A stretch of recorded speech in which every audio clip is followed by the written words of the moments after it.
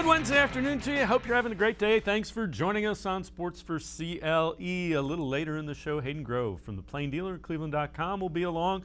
We will talk plenty of Browns football. Browns getting ready to head to Minnesota to play the Vikings, a team that Kevin Stefanski, Browns head coach, very familiar with, was with the organization for 14 years as an assistant, worked his way up through the chain there in Minnesota, eventually becoming the offensive coordinator. Well, Kevin Stefanski delivered the update on Greg Newsome. Not great news, but not terrible news. Also talked about playing the Vikings. Here's Kevin Stefanski about Greg Newsome's status as well as the upcoming game against the Vikings. Injury front, Greg Newsome is out this week. He's dealing with a calf injury. He's week to week. He will not go on IR. Not practicing today, Jed and JC. Big challenge this week, IR. Greg Newsome is out this week. He's dealing with a calf injury. He's week to week. He will not go on IR. Not practicing today, Jed and JC. Big challenge this week. Really good football team. They very easily could be 3-0. They went on the road and played a good Cincinnati Bengals team and had it at the end. Had a fumble, almost in field goal territory. Week 2, they go to Arizona, who's undefeated. Had a field goal that they missed late in the game.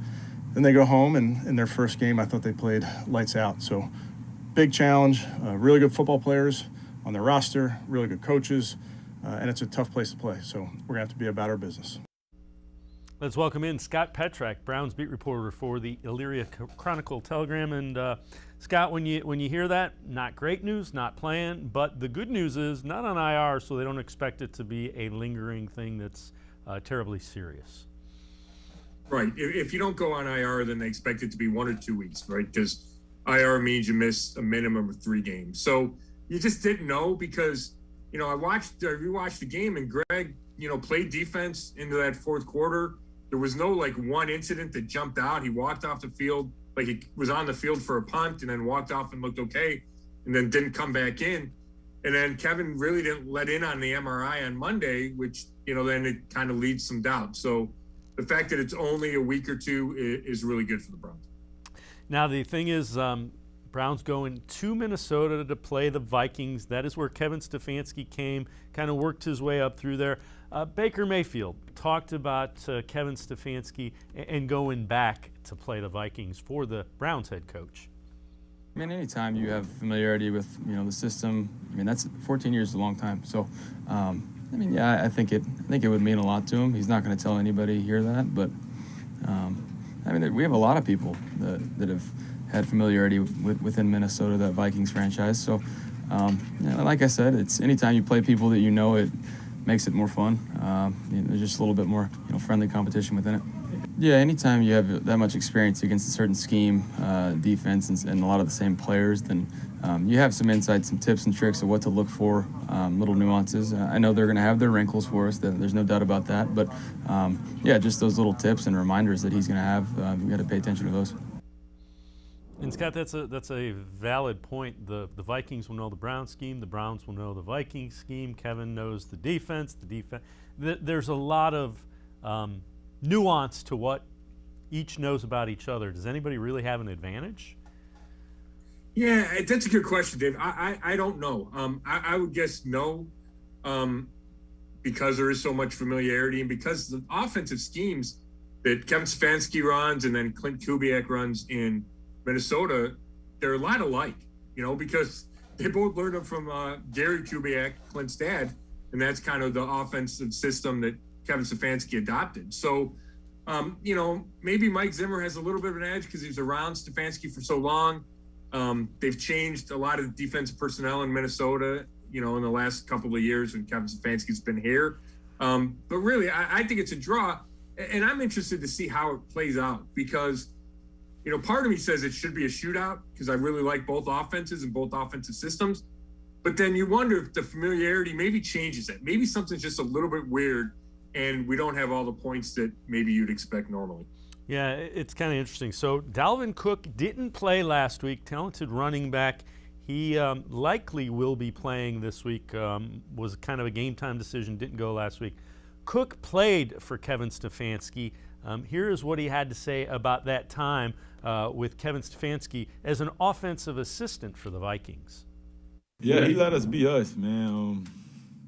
I think being around the game and seeing so many personalities and stuff and know how to deal with players and stuff like that, I think that was his great trait. You know how to deal with his players, you know how to communicate with his players, and know how to turn us loose during the game. Know how to put us in certain positions to go play free and win a game. And, you're seeing that way he's doing that at the Browns, turning those guys loose and having fun. What was that like, kind of watching from afar when he leads the Browns to the playoffs and a playoff game and all that? Was that kind of cool for you watching? Yeah, I was happy for him to win Coach of the Year. Everything that came his way, was well deserved. He waited his time. Finally got the job and he took over and did what he needed to do. So I was happy for him. Once my coach, always my coach. He's my coach for life. Just the way he embraced me as a player and as a kid. It's pretty nice. Dalvin Cook doesn't have to say that, so that's a genuine reaction to the success Kevin Stefanski has had. Oh, there's no doubt, and I think Kevin Stefanski's shown that here is that he relates really well to players. Even last year when they had, we had the crazy pandemic year and they couldn't meet in person, he still found a way to connect with guys. He went down to visit Baker before the pandemic and at least got to meet him in person. And then the rest of the relationships, most of them were built through Zoom and over the phone, but he was able to do that and he formed that connection. And, Dalvin Cook, I think, was only with Kevin Stefanski for 1 year in Minnesota, but obviously he made a huge impression. Yeah, and you're seeing some of those traits with some of the young guys with the Browns as well. Well, not a surprise here. Myles Garrett named the AFC Defensive Player of the Week, and he probably put a little start to that Defensive Player of the Year possibility with the 4.5 sacks. You've seen a lot of Browns football. That was as impressive as we've seen in quite a while from the defensive side of the ball, Scott. Oh, there's no doubt. I mean, if you talk about just Myles, you flash back to some of the dominant games he's had. I think he's, had 3 sacks before. I remember a big Courtney Brown 3-sack game in Pittsburgh that wound up being kind of a one-off because he was never able to duplicate it. But Myles has had some big games, but that was clearly his biggest with the 4.5. But then as a defense overall, 9 sacks, the 1 passing net yard, the 47 total net yards. I mean, it was just domination. And Chicago played into that with their, I think it was a poor game plan and obviously have a rookie quarterback making his first start. But I do think it provides some glimpses of what this defense can be when you put, when everybody gels. And we've talked about that before. It's still coming together, but I think that performance will only provide so much confidence to Joe Woods, the coordinator, but then the players themselves. Well, and Grant Delpit talked to the media today, and that everybody was asking him, did you realize what Myles was doing here? What Myles was doing in that game? Here's Grant Delpit on that topic. I didn't even notice he had 4.5 while we were playing until they showed it on the big screen. But he's a monster, man. He's a monster. I'd love to have him on my team. You mean even when you less? Did you think he had more or less? I thought he had less. I didn't know he had 4.5. That snuck up on me. I mean, even when you see that, yeah, you still kind of think like he could do even more. Like he could be better than he was on Sunday. Yeah. It just comes with opportunities, man. Myles plays, every down with a great motor, and plays come to him because of that. So that's inspirational for me. See the way he works, see what he puts into his craft, and see how plays come to him. So if everybody has that mentality, we're gonna be great. I'll tell you, Scott, my reaction when Grant Delpit said that was, that's a guy that's kind of locked in on what he has to do and isn't really paying attention to the quarterback not being able to throw the football because he's under duress all day. Yeah, I think you're right there. And, plus, there were a bunch of sacks where there were multiple bodies, right? I mean, even in the press box, it was tough to tell. Is Myles getting it? Is JOK going to get it? Is this one a Clowney one? But at the end of the day, you look up and it's 4.5. And the guys said a bunch of good stuff about Myles today. Malik Jackson, the veteran D tackle, called Myles already a Hall of Famer. And, Myles created a little bit of a stir at the end of last week when he talked about being frustrated because against the Texans, he was double teamed and chipped so much and that his teammates didn't capitalize. Jadeveon Clowney and the rest of the line didn't take advantage. Malik Jackson said that message and that Myles had talked to the team last week and talked to the defense really resonated, and it showed Garrett's leadership. So it certainly appears that his teammates took it well and took it to heart because they came out and had obviously their best game of the season. Yeah, and you can be sure Myles Garrett will be getting chipped and all kinds of things coming forward, because when you don't, he gets 4.5 sacks. All right. Kareem Hunt had a big game against the Bears. He was mic'd up. Let's listen in to Kareem Hunt.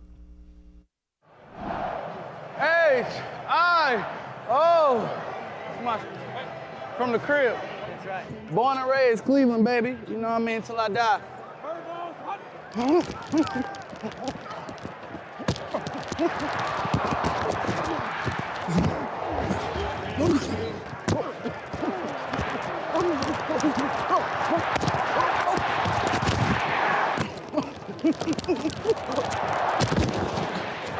I told him, I was like, bro, can't none of y'all tackle me one-on-one. Here's Mayfield. He's going to give it. Hunt's going to run to the right. He got it. 25. A cut 20. Touchdown, Kareem Hunt. Yeah. I love my city. I love my city. Scott, I think they like him pretty well, too.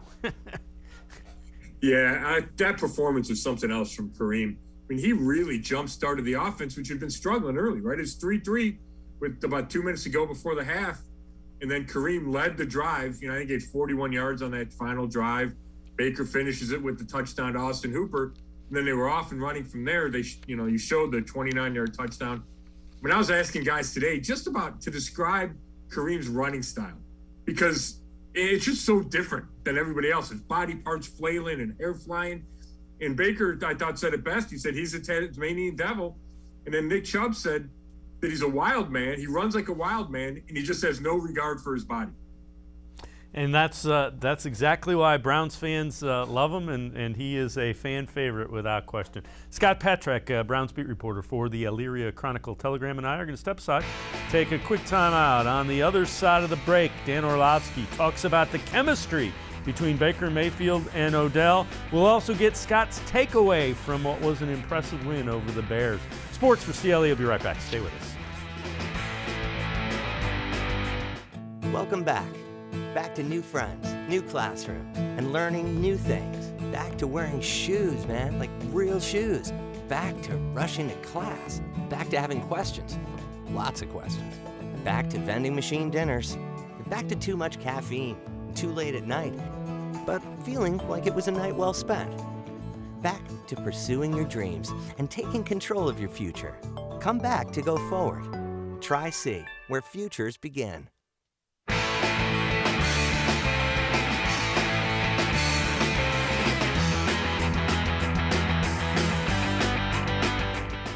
Sports for CLE continues. We continue talking Browns football with Scott Petrak, Browns beat reporter. So Dan Orlovsky on ESPN's NFL Live talked about the chemistry between Baker and Odell and what he saw in that game against the Bears. I think sometimes it's important for a quarterback to get on the receiver's page as well, especially when he's coming back from injury. How does he feel? Certain routes that I got to listen to him. I got to sometimes let the receiver's eyes be my eyes. And we saw that first third down of the game, they put Odell in the slot. And they're really going to say, okay, Odell, this is somewhat of an option route. You got to go in underneath man coverage. So he's got to realize, all right, I got to beat that initial defender that's head up on me. Now, I love this out of Odell. Stem down inside. They're really bracketing him. That safety's got vision on him. The hard sell inside forces that nickel defender to just sink inside. Now I've created some space for me to go in. Now push vertical again, and now drop your hips. Now Baker Mayfield's like, okay, Odell's dropping his hips. That means he wants the ball. He's going to come back outside, throw it right at his right shoulder. That's beautiful. That's Baker Mayfield letting Odell tell him when he's open. Now go route. I love the timing of this. 20 yards. If he's even, he's not leaving. He's squeezed to the sideline. Get your eyes back at about 22 yards, Odell, and get vision on the football. And that's the thing for me that was so nice about that play was Odell hurt the ACL last year against the Bengals on a go route. When Baker threw a certain ball and Odell expected a different kind of throw. And for them to go that quickly first game back, go route, I'm squeezing the sideline. Baker, don't put that ball on the top. I got no chance to go catch it. Throw it with some touch on the back shoulder.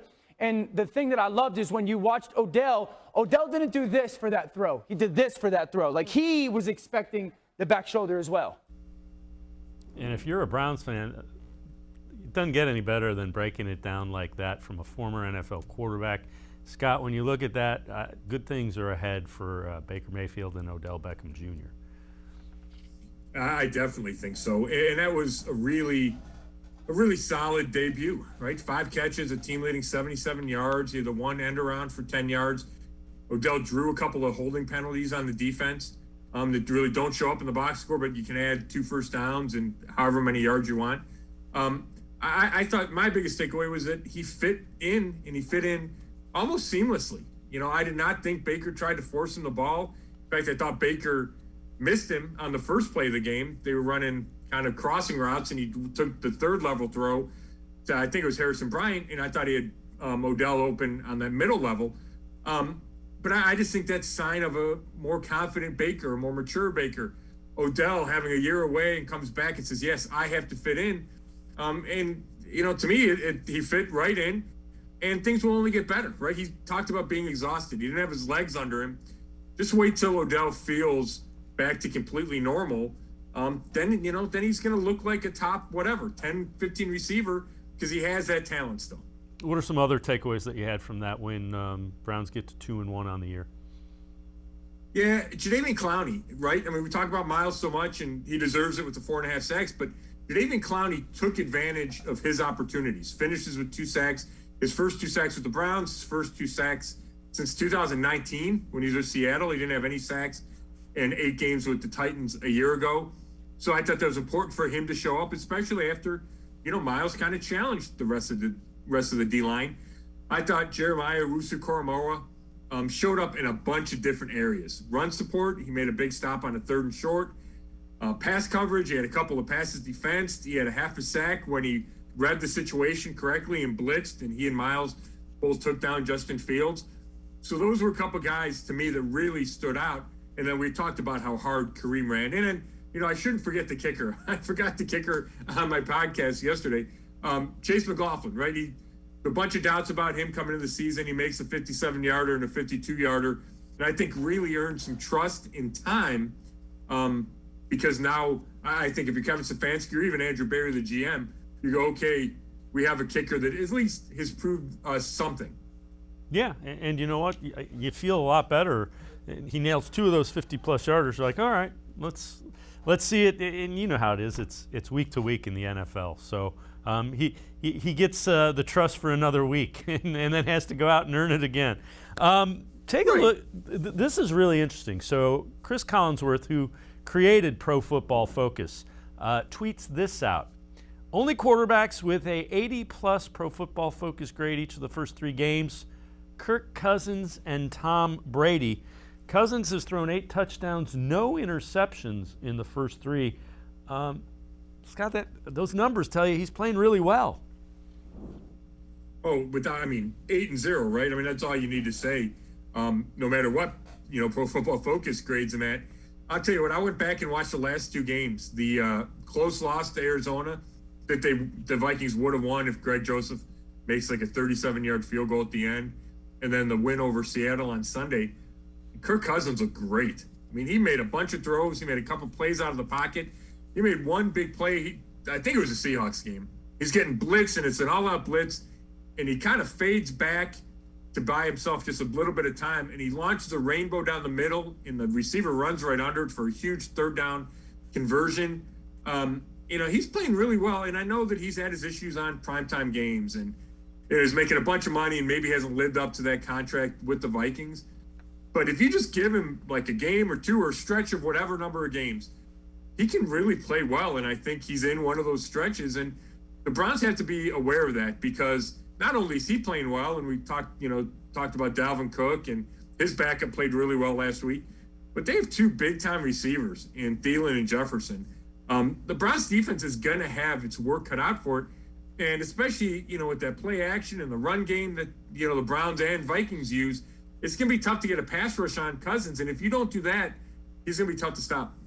Well, Grant Delpit talked about, the different challenge. So last week it was a rookie quarterback who really hasn't seen much in the NFL. Completely different story with Kirk Cousins. Here's Grant Delpit on the challenges of going against Kirk Cousins. Yeah, big difference, Difference comes with experience. Cousins been in the league for a while, and he's a great quarterback. So, we have nothing but respect for those guys, and we're ready to come out and just play Cleveland Brown defense. He's got no interceptions yet this season, so hopefully we can get a couple out of him this week coming up. But, he's a great quarterback, makes good decisions, and he's been doing that so far this year. And you hear, hadn't turned the ball over yet, and that's kind of the focus of this Browns defense. And as well as they played, you heard that even after the post game. Next step is let's turn the ball over. Yeah, and that is the one thing that's really been missing. I think Malcolm Smith had a pick against the Texans. They got a fumble on a muff punt. They recovered one. And I think that's it, right? So you can't have, especially if that's what you preach, and that's what the Browns preach. Kevin Stefanski, Joe Woods, you got to turn it over. You got to take it away. And if 2 out of your first 3 games you haven't done that, they played great against the Bears, but that was a missing element, especially against a rookie quarterback. So it's not going to be easy against Cousins. We've seen it, no interceptions. But maybe this is that week, right? Maybe this is a week where Cousins has a tip ball or makes a bad mistake and the Browns can capitalize. It almost reminds me a little bit of a game, I think this was the Mangini era, but they went into New Orleans. Drew Brees was playing fantastic. Everybody thought Drew Brees would, complete 80% of his passes. I think he wound up being intercepted 4 times. It's just one of those games. Maybe the Browns can get lucky up in Minnesota like that. Well, it looks like they're going to get Dalvin Cook, which he didn't play last week. His backup, Madison, did great. But Dalvin Cook likely to go. Kevin Stefanski knows Dalvin Cook really well. Here's the Browns head coach on the challenges Dalvin Cook presents. Yeah, he's a great player. He can do everything. He can catch the ball in the backfield. He can run every single type of run there is. He has a home run threat. The first guy very rarely gets him down. So the work is definitely cut out for us. He's a great player. Sounds a lot like the Browns running back Nick Chubb. Not quite the same style, but can do pretty much anything you ask him to. Yeah, I mean, the running backs in the NFL are different. Or it's interesting because like Christian McCaffrey and Alvin Kamara, they kind of feel like a different type of player, right? They catch so many passes out of the backfield. That's their game.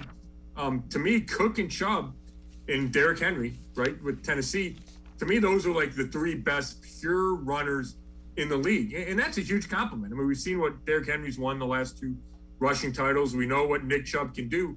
And I think Dalvin Cook is right up there with those 2 guys. So, if you're the Browns, you hope he's not 100% this week at least. But he's going to be a challenge if he plays. He's going to be excited to play his former coach he raved about earlier. And then you're right, Madison, I didn't know who Madison was. And then I watched that game. He had a huge game. So they're going to have a 1-2 punch, just like the Browns have a 1-2 punch. And it's again, another similarity between the two offensive teams. Scott Petrick, Browns beat reporter for the Elyria Chronicle Telegram, and I going to step aside, take a quick time out. On the other side of the break, Stephen A. Smith's top 5. Are the Browns in it? We'll find out. Baker Mayfield talks about Kareem Hunt and Nick Chubb. Sports4CLE will be right back. Stay with us. The Ohio Lottery Partners in Education program recognizes role model students and teachers from across Ohio. Nominations can now be done completely online. To nominate a deserving teacher or student, go to ohiolottery.com. In the About section, find Partners in Education. There you will find links to the nomination forms. Students, kindergarten through 12th grade, can be academic all-stars. Teachers can be honored as a Teacher of the Month. The Ohio Lottery Partners in Education, where stars shine.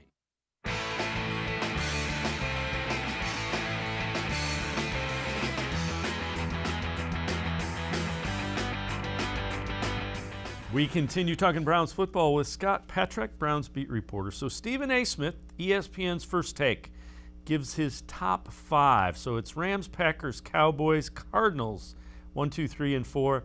And then listen into who's 5th. Number 5 on the list, give it to me. Bam! The Cleveland Browns. Why? after struggling week one, we've seen what they've been able to do over the last couple of weeks. That defense is real. We saw how they slaughtered Justin Fields. We see Myles Garrett. We see Jadeveon Clowney. We see the defense literally up in the ante and improving their level of play. Baker Mayfield isn't making mistakes. The running game is just superb. With Kareem Hunt and Nick Chubb, these brothers are big time. Odell Beckham Jr. is back as well. Excuse me, the Cleveland Browns. I got to give them some love, all right?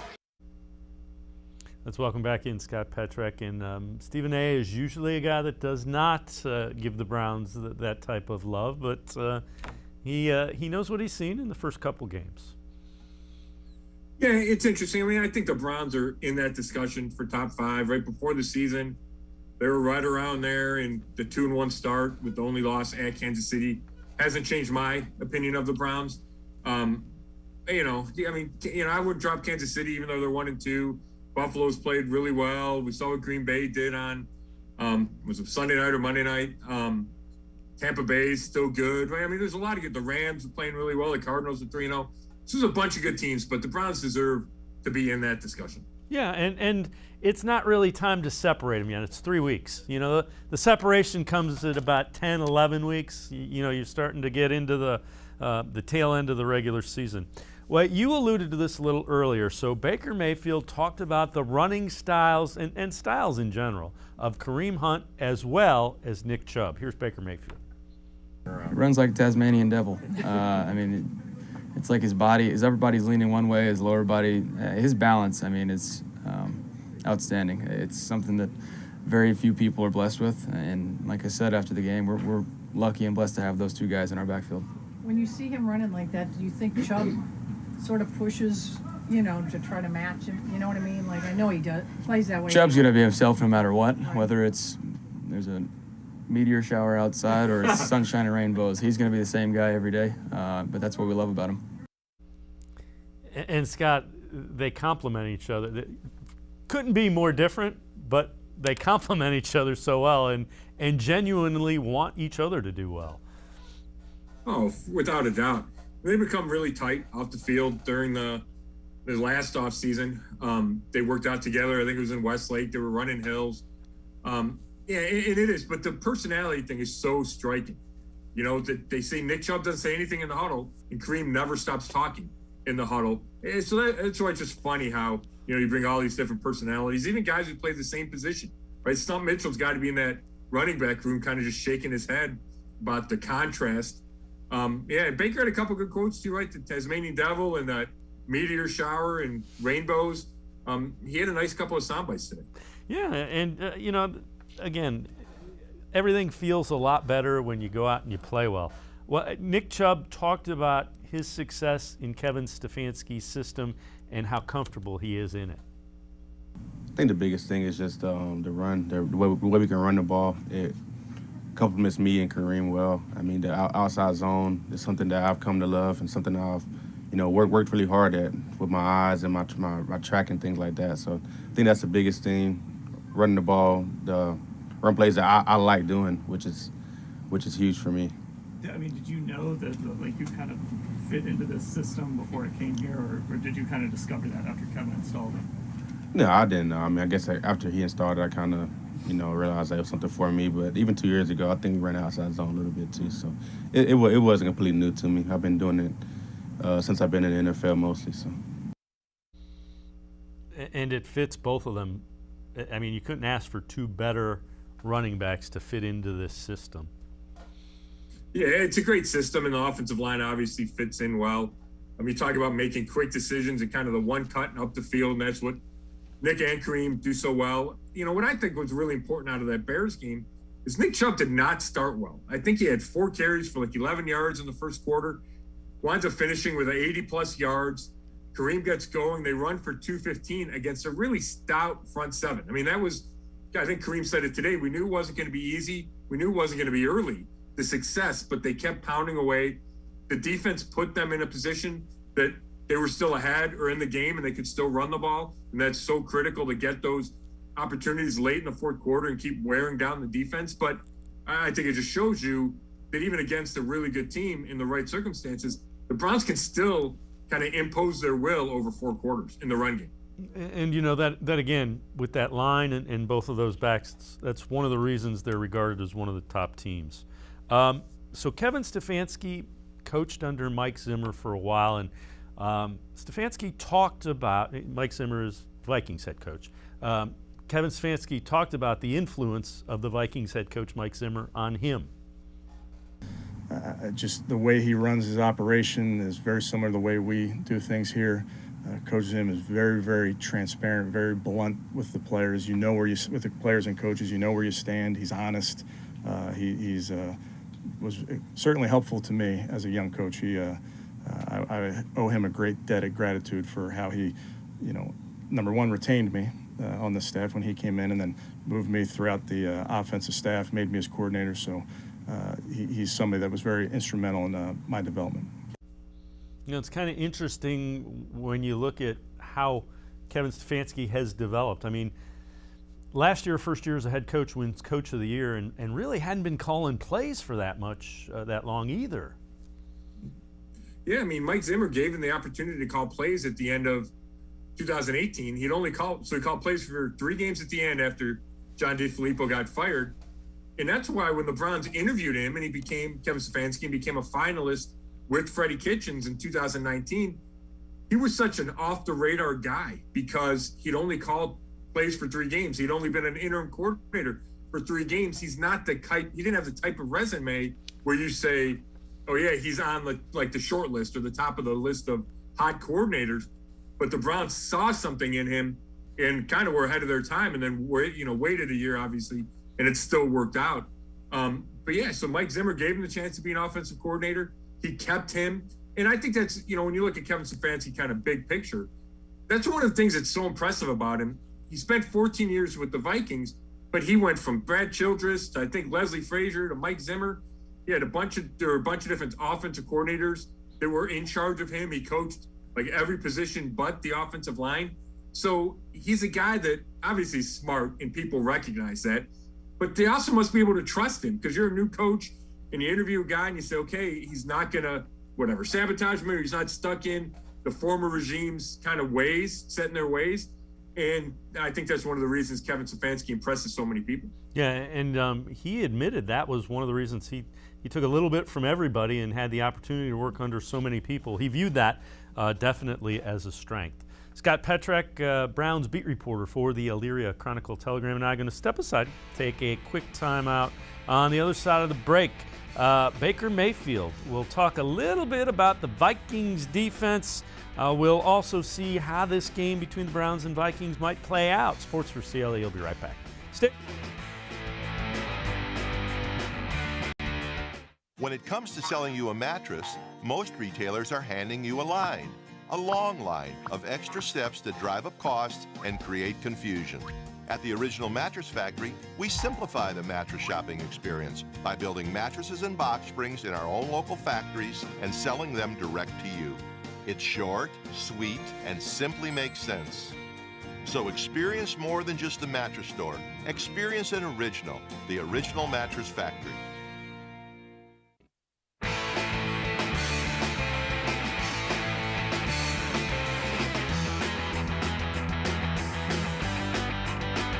We continue talking Browns, looking ahead to the Vikings with Scott Petrak, Browns beat reporter from the Elyria Chronicle-Telegram. All right, Baker Mayfield talked about what he sees with the Vikings defense and former Brown Sheldon Richardson. I mean, obviously they have some very, very good players on defense. You talk about, the back end, Harrison Smith has been there for a while. Kendricks is great. And then up front, they got some good players. So it's, you have to know where those guys are at all times. I mean, they're going to be in the right spots at the right time, but they've been playing together for a long time. So it's, that they're going to disguise a little bit, then get into what they want, and they recognize, patterns and whatnot very quickly. So they're instinctual. They're a good team. You expect Sheldon to come after you and talk nonstop? Well, as long as he doesn't wear that single digit like he did in the preseason, I thought it made him look a little softer in the midsection. No, I love Sheldon. He's a good dude. But yeah, he'll be chirping, that's for sure. Scott, your question, and I absolutely love the dig about single digit on the defensive lineman.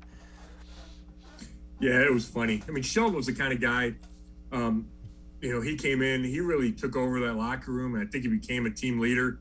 I know there are a lot of guys sorry to see him go when the Browns made that salary cap / cash move in the offseason. So, he's a backup with the Vikings, but he's playing a lot as an interior pass rusher on third downs. So he'll get his chance to go try to beat Wyatt Teller or Joe Bitonio or J.C. Treader and go get Baker. And he's going to talk regardless because that's just who Sheldon is.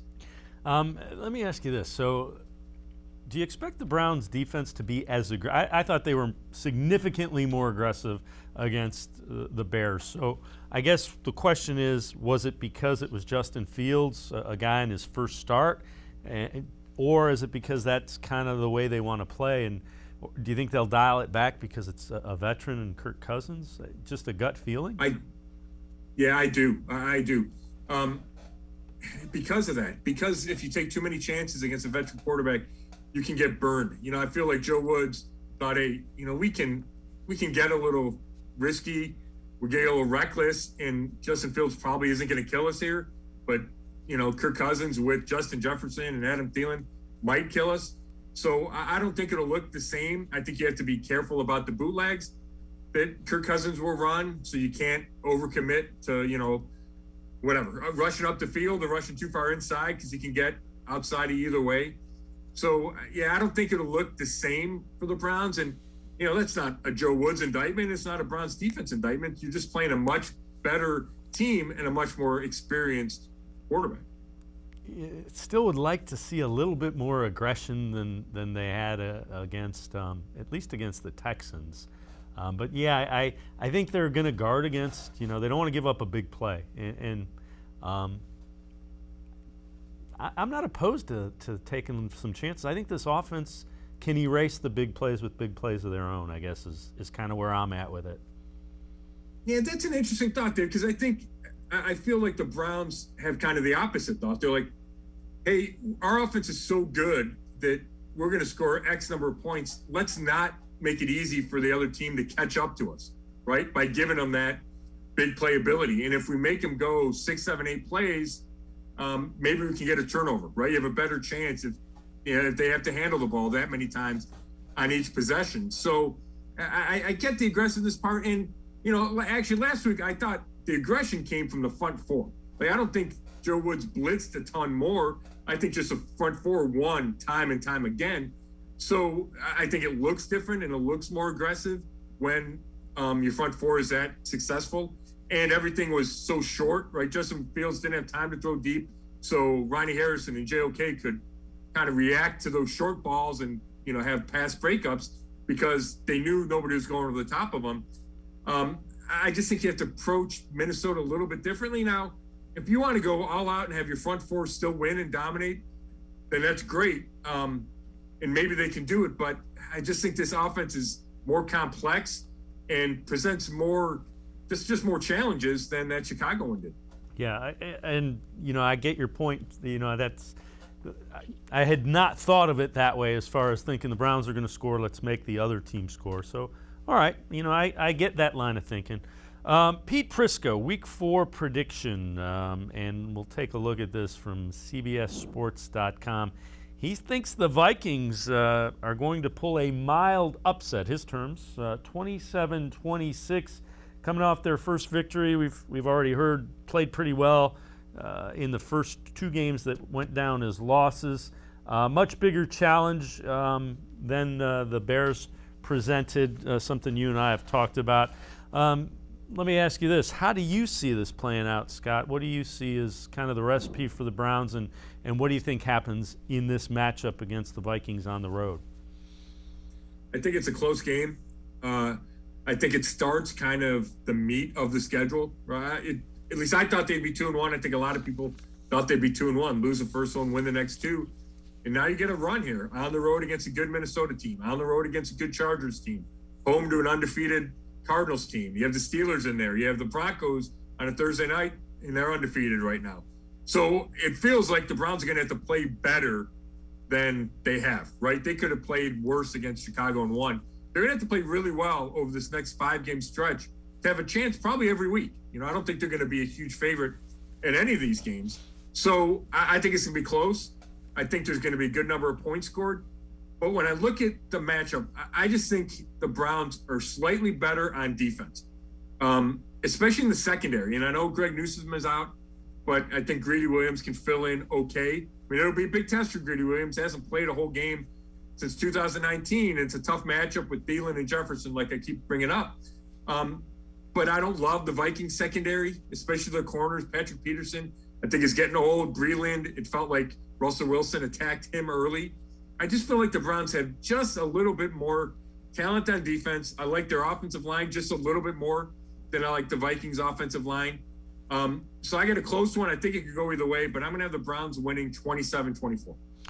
When you look at the personnel that the Vikings have, do you think you see more three safeties and JOK because of potentially a Dalvin Cook, because of Thielen, because of guys that can run like that, and you don't really have the big presence in Irv Smith? Their tight end's been out, so they don't have the big name tight end that you normally would have. I do. To me, that's the biggest difference. If they had Irv Smith and you could pair him with, I think the guy Conklin, I think it's Tyler Conklin, who has showed up against the Seahawks. And I was impressed with him, but they really only had one tight end threat. And if that's all they're going to put on the field, and they play more three wide receivers than the Browns do, then I think you can afford to go nickel or that dime package. Now, you still got to be careful about Cook in the backfield. You can't get too light. But if you play Ronnie Harrison in kind of that rover linebacker / safety role, I think it does give you more flexibility.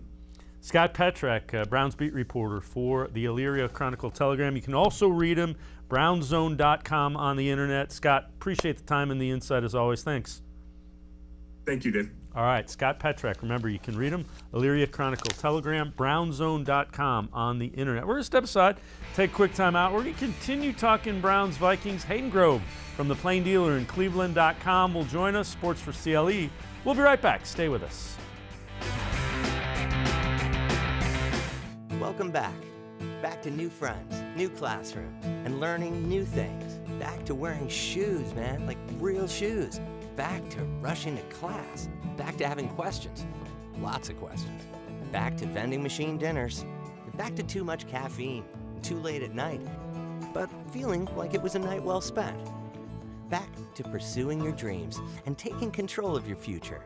Come back to go forward. Try C, where futures begin. The Ohio Lottery Partners in Education program recognizes role model students and teachers from across Ohio. Nominations can now be done completely online. To nominate a deserving teacher or student, go to ohiolottery.com. In the About section, find Partners in Education. There you will find links to the nomination forms. Students kindergarten through 12th grade can be academic all-stars. Teachers can be honored as a Teacher of the Month. The Ohio Lottery Partners in Education, where stars shine.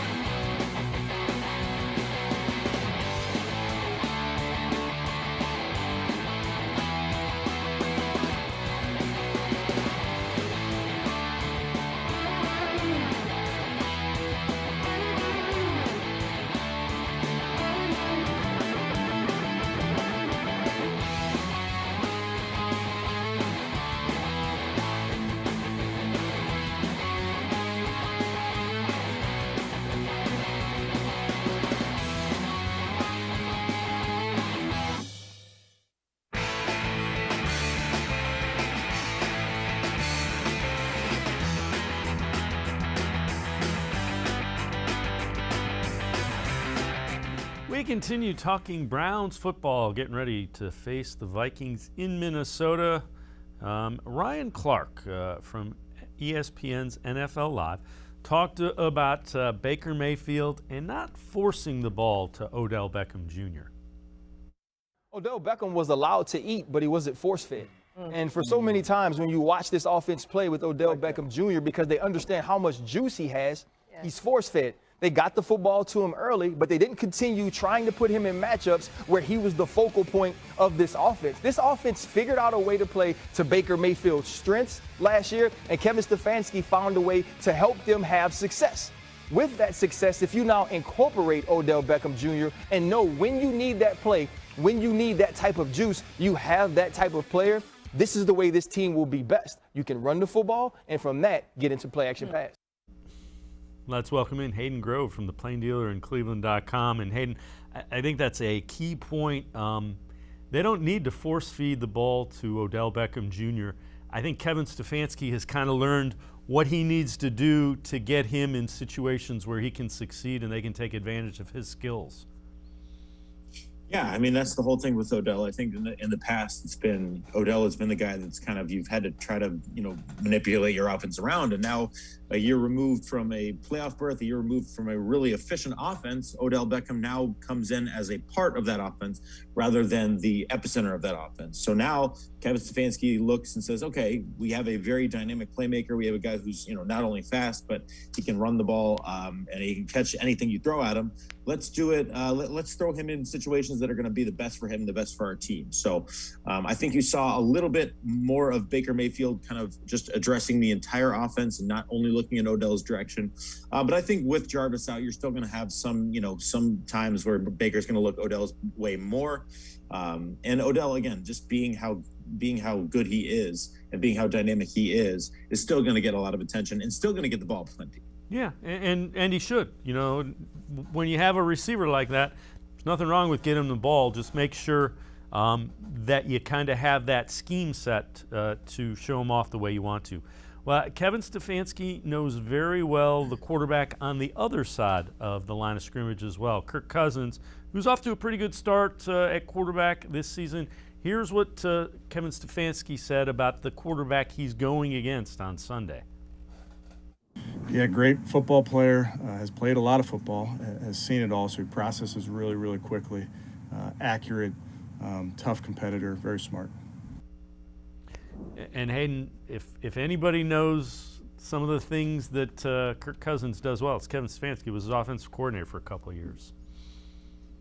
Yeah, if there's anybody that knows anything about this Minnesota Vikings offense, it's Kevin Stefanski. I mean, being in the system for being the offensive coordinator for the last couple of years, and then being obviously in the system for the last over 10 years now. I think they're gonna try to do some things differently, obviously, with Kevin Stefanski knowing that scheme very well.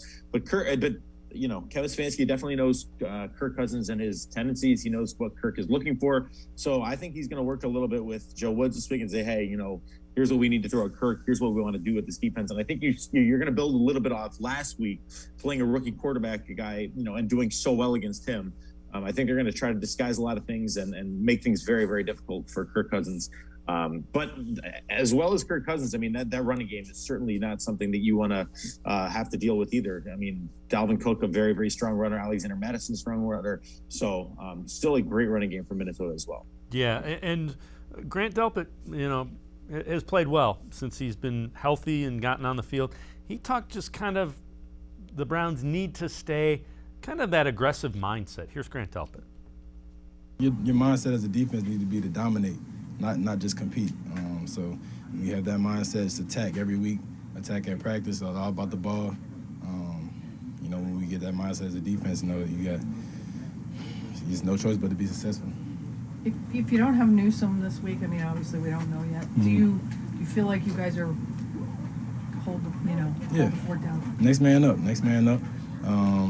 If we don't have Greg or whatever, that's Coach Wood's question. I don't know, but right. It's next man up, and I'm sure we're gonna be fine. And the Browns do not have Greg Newsome, so that was done before it was made official. He is out. But aggressive is one thing, and Scott and I were talking about this just before he got off and you joined us. He doesn't seem to think the Browns are going to have that same mentality because it was kind of based on a rookie making his first start as opposed to a guy who's been around for 10 years. And after he explained his rationale, I kind of get where he's thinking. When you look at it, what do you think the Browns defense looks like against the Vikings? I don't think it's as aggressive. I think that there still needs to be aggressive moments, though. I think Joe Woods has to pick his spots where he wants to send, an extra guy here, an extra guy there. And I think that's well warranted. Again, you've got to get after the quarterback in this league. I mean, you look even last week what the Bears did with Baker Mayfield. He probably had his worst game of the season thus far. And it was not a bad game by any stretch, but probably had his worst game of the season just because he got sacked a bunch. He was under a lot of duress because Chicago has a great offensive line or a great defensive line and got after him. So I think the Browns are looking to do the same thing week after week, get to the quarterback. And I think they'll be a little less aggressive with the amount of blitzes, the design blitzes that they have. But I still think that they have to pick their spots and have to get after Kirk Cousins. I know they're going to respect Kirk Cousins' ability to read a defense. Again, he's been in the league a long time, but this Browns defensive line can get after him, and he's going to need some help. Maybe throw some JOK in there, let him get to the quarterback as well. Yeah, and you know, you can be sure, you know, Chicago didn't ship or do anything to Myles Garrett. Myles Garrett is going to have a whole lot of attention because the Vikings saw what happens if you allow him to wreck an offense, and he wrecked the Bears' offense. Yeah, they're going to. I mean, everybody's going to pay attention to Myles Garrett, right? That's kind of the way it goes. And obviously, last week, I think the Bears paid attention, but I just don't think they had enough. I think that Joe Woods knew what they were going to do, and then you throw a lot of blitzes at Justin Fields, and you can only block so many guys with so many guys. So this week, I think yes, you're going to see a lot from Minnesota throwing different blocking schemes at Myles Garrett, but then that'll open up things for other guys. So again, it remains to be seen what's going to happen. But I think the Browns definitely have the blueprint for how they need to get after the quarterback. But the thing that concerns me, again, you can't just get after the quarterback. You got to be able to contain the run game. And Minnesota, again, has a really good run game. And there's no guarantee Dalvin Cook plays this week, but they're preparing as though he will. Hayden Grove from the Plain Dealer and cleveland.com and I are going to step aside, take a quick time out. On the other side of the break, we will continue to talk Browns-Vikings. We will hear from Mike Zimmer and Kirk Cousins about Kevin Stefanski. We'll also take a look at how Baker Mayfield has been doing through 3 games. Sports4CLE will be right back. Stay with us. Welcome back. Back to new friends, new classroom, and learning new things. Back to wearing shoes, man, like real shoes. Back to rushing to class. Back to having questions. Lots of questions. Back to vending machine dinners. Back to too much caffeine, too late at night, but feeling like it was a night well spent. Back to pursuing your dreams and taking control of your future. Come back to go forward. Try C, where futures begin. When it comes to selling you a mattress, most retailers are handing you a long line of extra steps that drive up costs and create confusion. At the Original Mattress Factory, we simplify the mattress shopping experience by building mattresses and box springs in our own local factories and selling them direct to you. It's short, sweet, and simply makes sense. So experience more than just the mattress store. Experience an original, the Original Mattress Factory.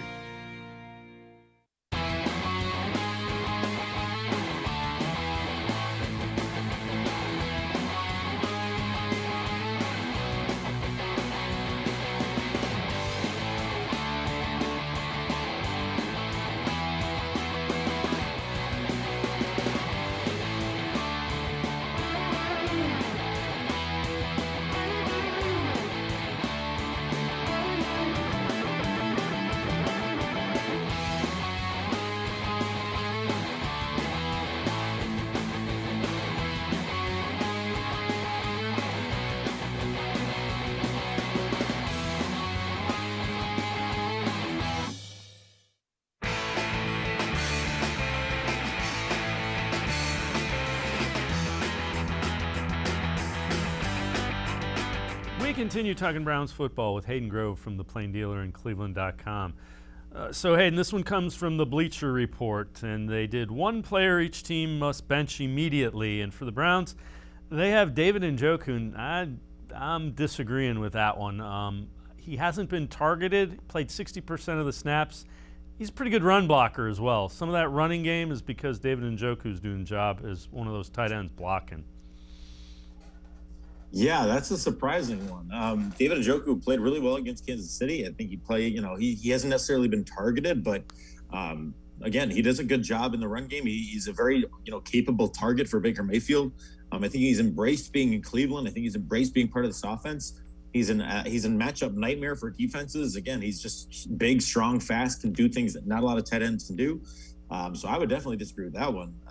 I think, again, David Njoku has been, very, very good lately for the Cleveland Browns, and he's been better. I mean, I was watching, he made a play on Sunday where, he run blocked the defender all the way into the sideline and ended up injuring one of the guys, like the referees on the sideline there. So again, he's continuing to get better, and I would not bench him in any way, shape, or form. Yeah, and I'll say this: there will be a game in the not too distant future where he ends up getting deep and putting up some eye-popping numbers. They're just waiting for the right matchup and the right game plan. He is a threat downfield as a tight end. Mm-hmm. So this is a tweet that you put out, and we want to put this up about Baker Mayfield. So 5th in completion percentage, over 60 or 76%, 4th yards per attempt, 27th in attempts, and primarily because of the way the Browns are running the football. Bottom line is Baker Mayfield's playing really well. Yeah, he's playing very efficiently. The opportunities that he's been given with the football in his hands, I mean, he's done a good job. He's made the right reads. He's not making bad decisions.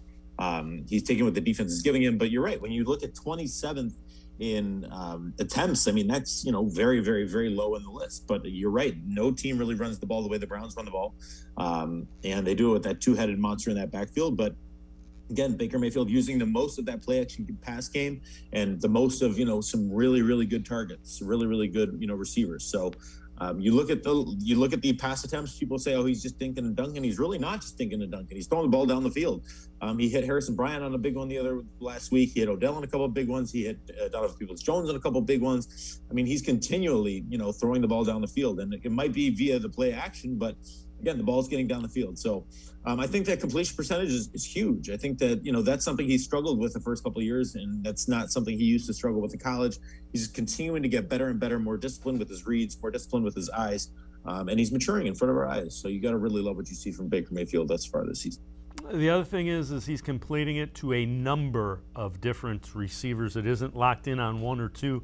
And Mayfield talked about just having a bunch of different guys that are getting receptions. I think that's, exactly what we talked about going in through it, going through my reads and finding the open guy, letting, the coverage and whatnot dictate where the ball goes and not trying to key in and lock in on one single person, but let the flow of the game dictate that. And it's a guy that understands the offense and what the head coach wants from him in the offense. Yes, it is. I mean, he said it during the preseason that it's been night and day, his ability to understand this offense from a year ago to now. Obviously, given us a year in that system, it's going to help. So Baker's in command. Baker's in command of this offense. He's in command of this team. I think he's grown and matured immensely. I think he's learned a lot from Kevin Stefanski and kind of that, having that calm demeanor where you're not too high, not too low. And like I said, Baker is doing exactly what he's asked to do. He's not doing too much. He's not doing too little. I think he's just exactly where the Browns need him to be right now, and he's going to continue to command this offense and get into the right situations, get into the right looks, and make the right audibles, make the right checks. And he's taking what the defense is giving him, and that's why his ability, or that's why he's been able to spread the ball around so much, is because he's not looking at one specific thing. He's not looking at one specific read. He's making many different reads, looking down the field and taking what the defense gives him. All right, so we've talked about Kevin Stefanski, 14 years in the Vikings organization. Mike Zimmer talked about him, that's the head coach, and Kirk Cousins couldn't say enough nice things about Kevin Stefanski. Here's Zimmer and the quarterback, Kirk Cousins, about Kevin Stefanski. Did really good. I think Kevin's got a great rapport with the players. He's very analytical. Knows what he wants to get accomplished, very detailed in what he wants to do. Really strong. I actually got to meet him at the Senior Bowl back in 2012. He was the assistant quarterback coach for the Vikings who coached the North squad that I was on. Russell Wilson and Kellen Moore were the other quarterbacks on the North squad that week. And Kevin was younger at that time, but you could see, that he was going places. He knew football. He was a good communicator. And so I was actually really excited when I signed him for agency that he was going to be my quarterback coach. That was a huge plus to coming to Minnesota. And then it was just a natural fit to have him, as the OC and the play caller in 19. And then, he earned the right to become a head coach, and then he's proven that as well. So one of the many people I could point to in my football career that I've just been very fortunate to get to work alongside, and grateful that our paths crossed. Hayden, when you hear that from a guy like Kirk Cousins, it shows you. I mean, it has to mean a lot to Kevin Stefanski to hear that. Yeah, it does. It means it's got to mean a lot to anybody who's getting that kind of praise. And obviously, Kevin Stefanski is another guy that deserves a lot of that praise. He's in that system forever. Kirk Cousins is only one of the quarterbacks he mentored. I mean, you got Sam Bradford, you got Case Keenum, who's in Cleveland. You have Kirk Cousins. You have so many others that you would definitely sing his praises. So again, Kevin Stefanski comes very highly recommended by a ton of people in the football world. He's very well respected, but also just very, he's a very kind guy, and people seem to really enjoy his presence. So it doesn't surprise me at all that Kirk Cousins is a guy that, wanted to pay his tribute to Kevin Stefanski, and Kevin Stefanski did it right back. Said he loved coaching Kirk, said Kirk has been in the league for a long time for a reason. He understands the game. He plays it very well. He plays it at a super high level. And again, there's a lot of mutual admiration between Kevin Stefanski and the entirety of the Vikings organization. Hayden Grove from the Plain Dealer as well as cleveland.com. Hayden, as always, appreciate the time and the insight. Thanks very much for joining us. Thank you, guys. Take care. All right, Hayden Grove. Make sure you read them. Pages of the Plain Dealer as well as cleveland.com. That's going to do it for this edition of Sports for CLE. We will see you again tomorrow at 4 o'clock. Scheduled guests, the D-Man, Dennis Maniloff, and Ryan Kavanaugh will be along to talk some high school football.